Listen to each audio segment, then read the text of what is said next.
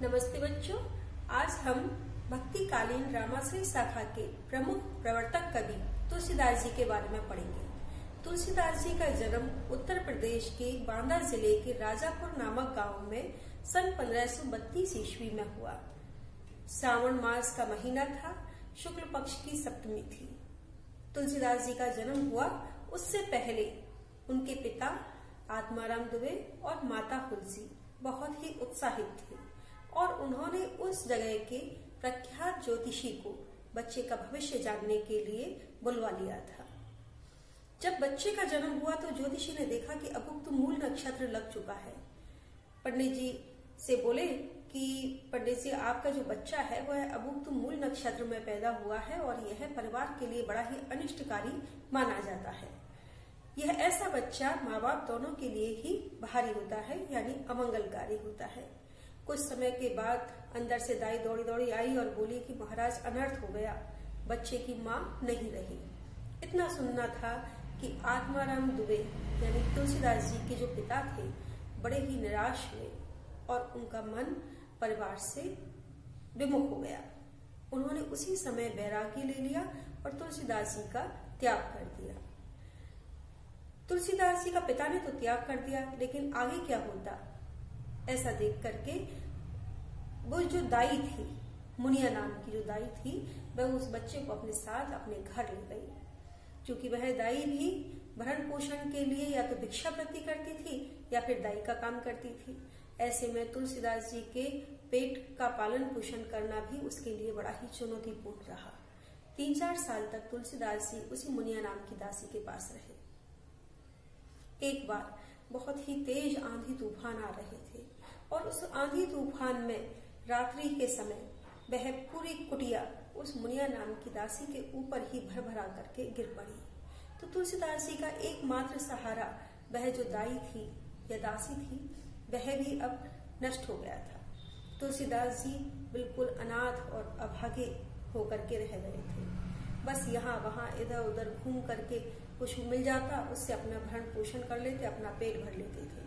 ऐसे ही एक बार घूमते घामते बालक तुलसीदास जी काफी आगे निकल गए और बाबा नरहरिदास के आश्रम में पहुंच गए। उस आश्रम में जब तुलसीदास जी पहुंचे तो छुप करके वो देखने लगे कि कुछ लोग वहां पर काफी संख्या में बंदर थे, उन बंदरों के लिए चने डाल रहे थे। तुलसीदास जी भूखे थे, वहां जाकर के छुप गए। जैसे ही लोग चने डालते बंदरों को, तुलसीदास जी आते और चनों को इकट्ठा करके और एक कोने में ले जाकर चुपचाप खाने लगे। अब बंदर भी बड़े चालाक थे, वो भी चिढ़ गए, अरे ये कैसा बालक है, ये हमारे हिस्से के चने खा रहा है। तो कुछ बंदर तुलसीदास जी के पीछे पड़ गए। अब बंदरों ने तुलसीदास जी को ऐसा घेरा कि आगे आगे तुलसीदास जी भाग रहे थे और पीछे पीछे बंदर। इतने में ही बाबा नरहरिदास आ गए। जब बाबा नरहरिदास ने तुलसीदास जी को देखा तो उन्हें उस बच्चे में बड़ा ही तेज दिखाई दिया। उस तेज को देख करके बाबा नरहरिदास को लगा कि यह बालक विशिष्ट गुणों से युक्त है और उन्होंने उस बालक को अपने पास बिठाया, उसे अपने आश्रम में रखा और सबसे पहले हनुमान जी की कथा, राम की कथा उसे सुनाई। और यहीं से तुलसीदास जी के मन में श्री राम की भक्ति का आविर्भाव हुआ। ऐसा माना जाता है कि जब तुलसीदास जी पैदा हुए थे उस समय उनके मुंह में 32 दांत थे और चूंकि माँ के गर्भ में 12 महीने तक रहे थे, इसलिए उनका शरीर बहुत ही हिष्ट पुष्ट था और शारीरिक दृष्टि से काफी मजबूत थे। तो जैसे ही तुलसीदास जी पैदा हुए थे उस समय उन्होंने सबसे पहले राम नाम बोला था। इसीलिए कुछ लोग तुलसीदास जी को राम बोला भी कहकर पुकारने लगे थे। तुलसीदास जी का भारतीय हिंदी साहित्य में बड़ा ही विशिष्ट स्थान है। ये एक प्रमुख धर्म प्रवर्तक, एक महान लोक नायक और विलक्षण प्रतिभा से संपन्न एक महान कवि के रूप में जाने जाते हैं। तुलसीदास जी का अनेक भाषाओं पर समान अधिकार था। संस्कृत के प्रकांड विद्वान थे तो वहीं ब्रज भाषा और अवधी भाषा में काव्य रचना करने पर इनका विशिष्ट अधिकार था। तुलसीदास जी रामचरितमानस की रचना संस्कृत भाषा में करना चाहते थे और इसके बारे में ऐसा सुना जाता है कि जब ये दिन में संस्कृत के श्लोक लिखा करते थे तो अगले दिन जब सुबह होती थी और ये देखते थे तो वो श्लोक गायब हो जाते थे। ऐसा लगभग 8 दिन तक चला। अंत में एक दिन जब ये सो रहे थे तब भगवान शिव जी इनके सपने में आए और उन्होंने कहा कि तुलसी, तुम भी वही गलती कर रहे हो जो संस्कृत के बड़े बड़े विद्वान करते आए हैं। तुलसी ने कहा कि प्रभु मैं समझा नहीं। तो शिव जी बोले कि मैं चाहता हूं कि तुम राम के बारे में काव्य तो लिखो, लेकिन ऐसा काव्य लिखो कि उसे सामान्य से सामान्य व्यक्ति, अनपढ़ से अनपढ़ व्यक्ति भी सुनकर समझ सके। यदि तुम संस्कृत भाषा में काव्य रचना करोगे तो वह कुछ विशिष्ट लोगों तक ही सीमित रह जाएगी। इसलिए सामान्य लोगों की भाषा में तुम अपनी काव्य रचना करो, जिससे राम का महात्म्य, राम का आदर्श हर घर तक पहुंच सके, हर व्यक्ति तक पहुंच सके। तुलसीदास जी ने कहा कि प्रभु मैं आपकी बात ध्यान रखूंगा। और सुबह होते ही तुलसीदास जी ने अवधी भाषा में रामचरितमानस लिखना शुरू कर दिया। तुलसीदास जी की अनेक रचनाएं हमारे सामने आती हैं, जिनमें रामचरितमानस तो मुख्य है ही, साथ ही कवितावली, विनय पत्रिका, जानकी मंगल, पार्वती मंगल, वैराग्य संदीपनी, रामलला नैच आदि अनेक रचनाएं हैं, जिनमें उन्होंने श्री राम का, कृष्ण का आदि के महात्म्य का वर्णन किया है। वह एक ऐसा दौर था जब मुस्लिम शासकों से भी जनता बहुत निराश हो चुकी थी, उनके अत्याचार अन्याय को सहन कर रही थी। असहाय, निराश, हताश जनता को संबल देने के लिए कोई नहीं था। ऐसे समय में तुलसीदास जी ने रामचरितमानस में जब राम को अपने आराध्य देव के रूप में जनता के सामने प्रकट किया तो जनता को एक धार्मिक संबल मिला। जनता को लगा कि वास्तव में आदर्श राम राज्य ही सब कुछ है। वह एक आदर्श के रूप में जनता उसे स्वीकार करने लगी। एक आदर्श पत्नी के रूप में सीता जी, एक आदर्श भाई के रूप में लक्ष्मण जी, आदर्श सेवक के रूप में हनुमान जी और आदर्श पति के रूप में श्री राम को उन्होंने अपने सामने पाया। ऐसे में वो सभी लोग अपनी संस्कृति, अपने धर्म से जुड़ने लगे, अपने आदर्शों को, अपने मर्यादाओं को अपनाने लगे और इस तरह से तुलसी ने हमारे समाज को एक नई दिशा प्रदान की। समाज के भूले भटके हुए लोगों को एक पथ दिखाया, उन्हें उन्नति की राह दिखाई। तो तुलसीदास जी के बारे में जितना कहा जाए उतना ही कम है। तो आइए आज हम तुलसीदास जी को पढ़ना शुरू करते हैं। व्याख्या शुरू करने से पहले एक नजर इधर डालते हैं। भक्ति काल में भक्ति के 2 रूप थे, निर्गुण भक्ति और सगुण भक्ति। निर्गुण भक्ति में ईश्वर को सर्वव्यापी माना गया, सृष्टि के कण कण में ईश्वर को व्याप्त माना गया और गुरु को विशेष महत्व दिया गया। जबकि सगुण भक्ति में ईश्वर के रूप, रंग, गुण से युक्त आकार को महत्व दिया गया। अवतारवाद में विश्वास दिखाया गया, मूर्ति पूजा में विश्वास व्यक्त किया गया। इस निर्गुण भक्ति के भी 2 शाखाएं थीं, ज्ञानाश्रय शाखा, प्रेमाश्रय शाखा। ज्ञानाश्रय शाखा में ज्ञान के माध्यम से ईश्वर प्राप्ति पर बल दिया गया। इसके प्रमुख प्रवर्तक कवि कबीरदास जी माने जाते हैं। प्रेमाश्रय शाखा में प्रेम के माध्यम से ईश्वर प्राप्ति पर जोर दिया गया और इस शाखा के प्रमुख प्रवर्तक कवि मलिक मोहम्मद जायसी को माना जाता है। सगुण भक्ति में भी 2 शाखाएं थीं, रामाश्रय शाखा और कृष्णाश्रय शाखा। रामाश्रय शाखा में राम को आराध्य देव के रूप में स्वीकार किया गया और प्रमुख प्रवर्तक कवि थे तुलसीदास जी। कृष्णाश्रय शाखा में कृष्ण की आराधना की गई, कृष्ण के रूप सौंदर्य को आधार बनाया गया, उनकी कृपा का बखान किया गया और इस शाखा के प्रमुख प्रवर्तक कवि थे सूरदास जी और मीरा। तो जब हम व्याख्या लिखेंगे तुलसीदास जी के बारे में, तो व्याख्या करते समय हम लिखेंगे कि प्रस्तुत दोहा भक्ति काल के सगुण भक्ति की रामाश्रय शाखा के प्रमुख प्रवर्तक कवि तुलसीदास जी के द्वारा लिखा गया है। तो हमें इस तरह से एक कड़ी बनानी है और तुलसीदास जी तक पहुंचना है। तो आइए काम, क्रोध, मद, लोभ, रथ, ग्रह आसक्त दुख रूप ते किमी जानहि रघुपति ही मूढ़ परे भवकूप। यहाँ पर तुलसीदास जी कह रहे हैं कि काम यानी काम वासना, भोग विलास, क्रोध यानी गुस्सा, मद यानी नशा शक्ति का, धन का, किसी का भी हो सकता है, लोभ यानी लालच, इन सब अवगुणों में रत यानी लीन रहना, ग्रह आसक्त, पत्नी के प्रति, अपने घर के प्रति अत्यधिक आसक्ति, अत्यधिक लगाव, यही मनुष्य के दुखों का मूल कारण है, दुखों का मूल रूप है। ते किमी जानहि रघुपति, ऐसे लोग श्री राम को कैसे जानेंगे, क्या जानेंगे? मूढ़ परे भवकूप, क्योंकि वे मूर्ख तो संसार रूपी कुएं में पड़े हुए हैं। जिस तरह से मेढक होता है वह एक कुएं को ही अपना पूरा संसार समझ लेता है, उसी तरह से ऐसे मूर्ख जो इन अवगुणों से युक्त हैं, जो घर की आसक्ति में लीन रहते हैं, ऐसे लोग श्री राम को, ईश्वर को कैसे जान सकते हैं? क्योंकि वो तो संसार रूपी कुएं में पड़े हुए हैं।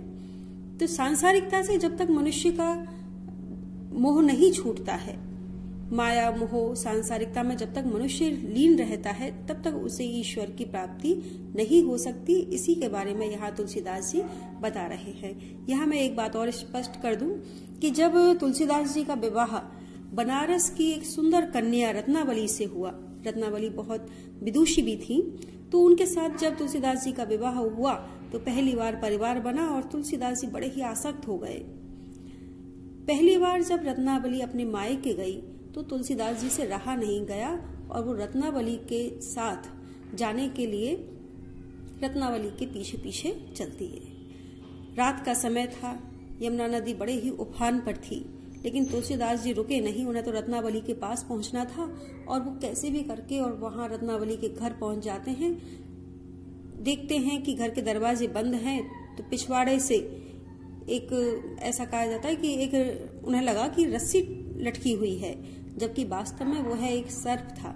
वो उसे ही पकड़ करके रत्नावली के कक्ष में पहुंच जाते हैं। जब रत्नावली ये देखती है तो उसे बड़ा लज्जा महसूस होती है कि अरे मेरे भाई भाभी क्या सोचेंगे कि दामाद जी यहाँ चले आए। तो वह उनसे कहती है, तुलसीदास जी से को ये डांटते हुए, फटकारते हुए वह कहती है कि अस्थि चर्म में देह मम, अस्थि चर्म में देह मम, तासो ऐसी प्रीत, नैकु जो होती राम से तो काहे भवभीत।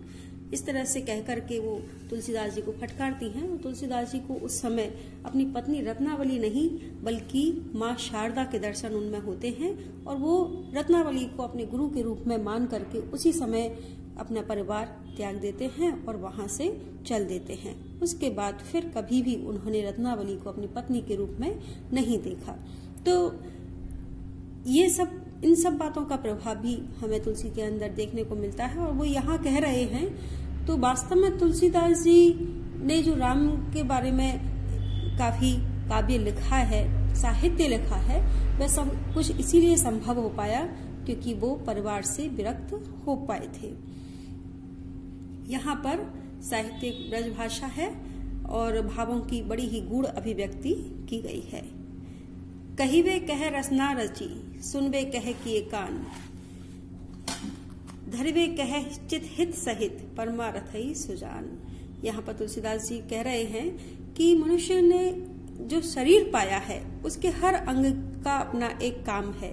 जैसे कुछ कहने के लिए, बोलने के लिए ईश्वर ने रसना यानी जिब्या बनाई है, सुनने कह किए कान, और सुनाई देने के लिए, सुनने के लिए ईश्वर ने मनुष्य को कान दिए हैं। अब यहाँ हम देखें कि हर अंग की सार्थकता वास्तव में किस में है कि जिब्या वही सार्थक है जो कहे, लेकिन क्या कहे? ईश्वर के बारे में कहे, ईश्वर की स्तुति करे, सत्संग करे। सुनबे कह किए कान, और कानों की सार्थकता तभी है जब वह ईश्वर से संबंधित भजन सुने, ज्ञान की बातें सुने, धर्म की बातें सुने। धरवे कह चित्त हित सहित, और चित्त यानी हमारा हृदय किस लिए बनाया है? ताकि हम ईश्वर को उसमें धारण कर सकें, ईश्वर को बसा सकें। यहाँ धरवे तो यहाँ धारण करने के अर्थ में आया है। और क्या धारण करना है? ईश्वर को, ईश्वर को अपने चित्त में बसाने के लिए। लेकिन उससे भी ज्यादा महत्वपूर्ण बात उन्होंने कही है कि ईश्वर को चित्त में बसाने के साथ साथ हित सहित, दूसरों का हित करते हुए, दूसरों का परोपकार करते हुए, परमार्थ की भावना रखते हुए हम ईश्वर को अपने हृदय में धारण करें। इसीलिए हमारा चित्त बनाया गया है, हृदय बनाया गया है। परमारथई सुजान, सज्जन लोगों का जीवन परोपकार के लिए होता है, परमार्थ के लिए होता है, लोगों की सेवा करने के लिए होता है, दूसरों के दुखों को दूर करने के लिए होता है। तो यहाँ पर सबसे बड़ी बात उन्होंने कहा है तुलसीदास जी ने कि उसी हृदय में ईश्वर निवास कर सकता है जो दूसरों को देख करके द्रवित होता हो, दूसरों के कष्टों को दूर करने के लिए लालायित होता हो। तो यहाँ पर हर अंग की सार्थकता तुलसीदास जी ने सिद्ध की है। तुलसी भलो सुसंग ते पोच कुसंगति सोई, नाव किन्नरी तीर असी लोह बिलोकऊ लोई। तुलसीदास जी कहते हैं कि सुसंगति से यानी अच्छे लोगों की संगति करने से भला ही होता है, अच्छा ही होता है। पोच कुसंगति सोई, लेकिन अगर हम बुरे लोगों की संगति करें, दुष्ट लोगों की या मूर्ख लोगों की संगति करेंगे तो हमारा पोच यानी बुरा ही होगा, फिर हमारा पतन ही होगा, विनाश ही होगा। नाव किन्नरी तीर असी, लोह बिलो कहू लोई। लोग देखते हैं, बिलो कहू यानी देखना, लोई यानी लोग देखते हैं, देखते आए हैं कि नाव में और किन्नरी नाम की वीणा में जिस लोहे का प्रयोग होता है उसी लोहे का प्रयोग तीर में और तलवार में भी होता है। लेकिन नाव चूंकि लोगों को एक किनारे से दूसरे किनारे तक लेके जाती है, उनके जीवन की रक्षा करती है, तो नाव में जहां तख्तों को जोड़ने के लिए लोहे का प्रयोग किया जाता है उसकी सभी प्रशंसा करते हैं। इसी तरह से किन्नरी नाम की वीणा जो अपनी मधुर रागनी से लोगों के हृदय को आनंदित करती है, लोगों के दुखों को दूर करती है, ऐसी वीणा के बारे में भी लोग प्रशंसा करते हैं। लेकिन वही लोहा जब तीर के अग्रभाग में और तलवार बनाने में काम आता है तो उस लोहे की लोग निंदा करते हैं, क्योंकि तीर और तलवार मनुष्य के प्राण भक्षक होते हैं, प्राणों को हरने वाले होते हैं। तो हम जिस तरह की संगति करते हैं उसी तरह का हमारा व्यवहार हो जाता है। अगर हम अच्छे लोगों की संगति करेंगे तो हमारा उद्धार होगा, भला होगा, लेकिन अगर हम दुष्ट लोगों की, मूर्ख लोगों की संगति करेंगे तो हमारा पतन निश्चित है। राम कृपा तुलसी सुलभ, गंग सुसंग समान, जो जल परै सो जन मिले, कीजय आपु समान। तुलसीदास जी कहते हैं कि श्री राम की कृपा से, यदि श्री राम की कृपा हो तो श्री राम की कृपा से गंगा के समान पवित्र सुसंगति मिल सकती है, सुलभ हो सकती है, प्राप्त हो सकती है। फिर से देखिए, तुलसीदास जी कहते हैं कि श्री राम की कृपा से गंगा के समान पवित्र सुसंगति सुलभ हो सकती है, प्राप्त हो सकती है। यानी अच्छे लोगों का साथ हमें मिले, ये भी तभी संभव है जब श्री राम की कृपा हमारे ऊपर हो। जो जल परै सो जन मिले, और यहाँ पर सुसंगति को गंगा के समान क्यों बताया है? क्योंकि जिस तरह से गंगा का पानी सामान्य जल में अगर हम मिला देते हैं तो वह गंगा की एक बूंद भी उस पानी को पवित्र कर देती है। इसी तरह से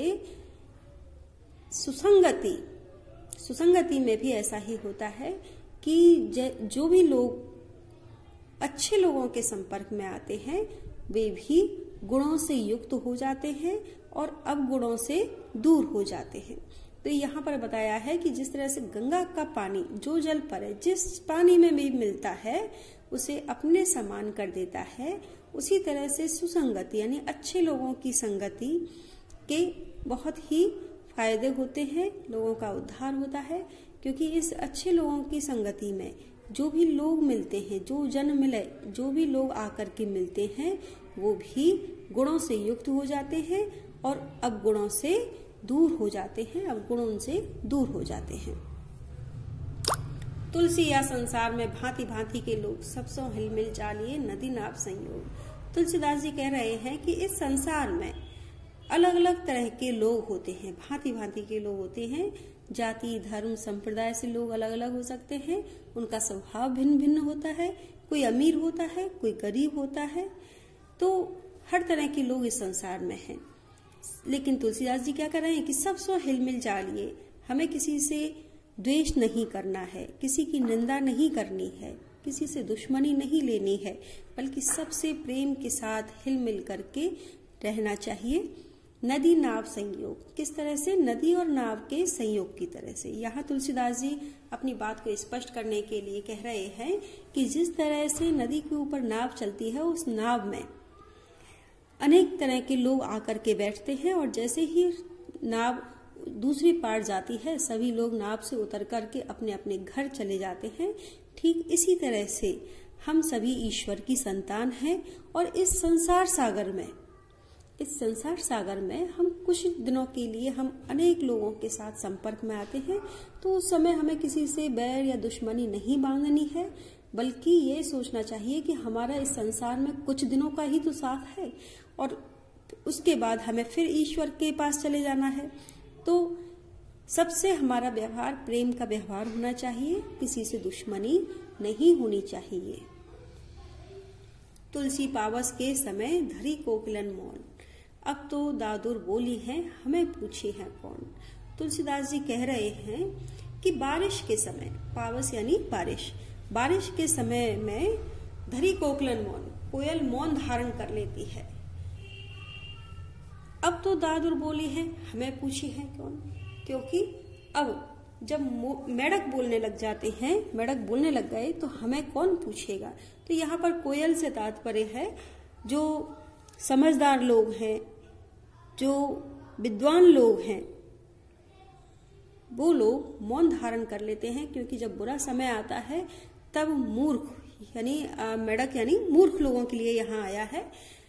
ऐसे लोग जो मूर्ख हैं, अहंकार से युक्त रहते हैं, जो बढ़ चढ़ करके भाग लेते हैं, जिनमें विद्वता नहीं होती है लेकिन जो अपने आप को ज्यादा समझदार समझते हैं, ऐसे लोग जब बोलने लग जाते हैं तो ऐसे समय में सज्जनों को, विद्वानों को चुप ही रहना चाहिए और वो चुप धारण कर लेते हैं, क्योंकि उन्हें पता है कि अब उन्हें आदर सम्मान नहीं मिलेगा।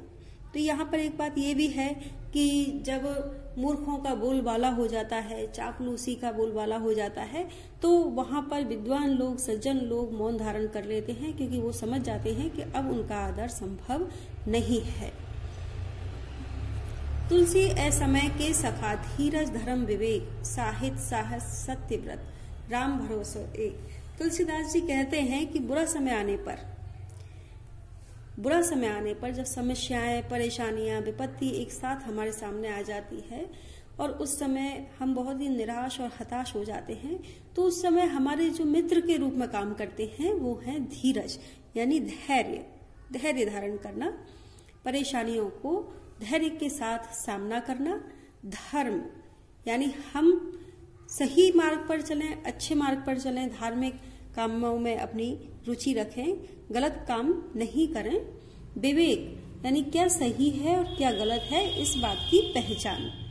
विवेक का अर्थ होता है कर्तव्य और अकर्तव्य का ज्ञान। साहित्य यानी अच्छा साहित्य, यही हमें रास्ता दिखाते हैं, अच्छा साहित्य, अच्छी पुस्तकें। साहस, मनुष्य के अंदर जो वीरता की भावना है वह साहस। सत्य व्रत और सत्य पर अडिग रहने का दृढ़ संकल्प, दृढ़ निश्चय। और इन सब के साथ में सबसे बड़ी बात है वह है ईश्वर में विश्वास। तो तुलसीदास जी कहते हैं कि यदि किसी मनुष्य का बुरा समय आता है, विपरीत परिस्थिति आ जाती है, तो उस समय मनुष्य को हिम्मत नहीं हारनी चाहिए, क्योंकि उसके पास अनेक ऐसे गुण हैं जो उसके मित्र के रूप में उस बुरे वक्त में साथ देते हैं, जिनमें धैर्य, धर्म, विवेक, साहित्य, साहस और सत्य पर टिके रहने के लिए दृढ़ विश्वास, और इन सबसे बड़ी बात है ईश्वर पर एक विश्वास, ईश्वर के प्रति समर्पण भाव और ईश्वर पर दृढ़ विश्वास होना चाहिए। फिर कैसा भी बुरा वक्त मनुष्य का निकल जाता है, बुरी परिस्थिति